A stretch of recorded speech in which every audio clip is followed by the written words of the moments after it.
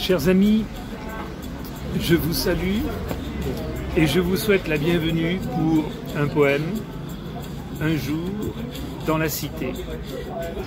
J'ai la chance d'être à une petite terrasse. Les terrasses sont à nouveau ouvertes, c'est un bonheur.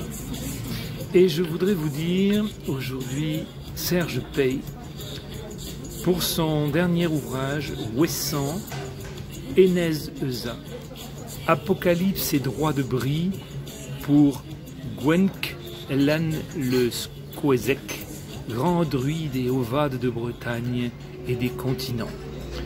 Très très beau recueil de poésie écrit en résidence au Sémaphore d'Ouessant et qui est publié à la Rumeur Libre édition.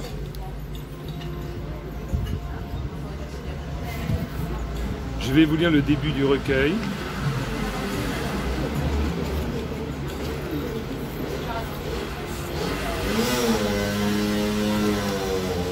Écoutez, écoutez tous. Sandwich de mer et de nains, et toi surtout, œil unique de la chienne galactique. Pour vous, ce poème, avant qu'une étoile ne se pende une autre fois, avant que la mer ne se noie, aussi une autre fois, dans son suicide de grande marée et de corbeaux blancs. Écoutez, petits crapauds et grandes fourmis de neige, femmes de petite Bretagne et de haute mer. Écoutez, loups empoisonnés des montagnes noires, Ménez du Blockhaus et tourbière du Yon Eliez. Ce malheur qui est arrivé et qui est des plus grands parmi les plus petits. Une enfant de pierre âgée de 4 ans et 6 autres corps ont été sauvés de la barque, mais les nôtres sont toujours là, en sciant les rochers et à tourner en rongeant des eaux salées comme des esprits. Écoutez, tous ovates, artichauts rouges, bardes qui charrient des oiseaux crus dans vos bouches ensanglantées, cochons bretons, druides et droites de cercles bouillants, boulangers des brouillards et des Bretagnes. Ici, ce poème, aux majuscules absentes, car nous sommes au milieu d'une phrase jamais commencée et qui ne s'arrête pas de finir pour se recommencer, emplumant un corbeau vivant et une fenêtre debout dans la mer, comme une ours du rosier ou la récitation de la Vierge des Épines, longue pierre des équinoxes, dans les outres de vin salé.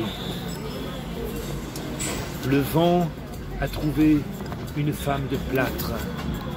Un couple de rochers marche sur la chaussée hachée de roses et de montres de caoutchouc rouillé. La mer ramasse des miracles, un par un, qu'elle distribue à la fin des messes, et des poubelles. Des feux de barreaux d'échelle montent dans le ciel cassé, mouches de cristal, mégots jetés par des dieux asthmatiques.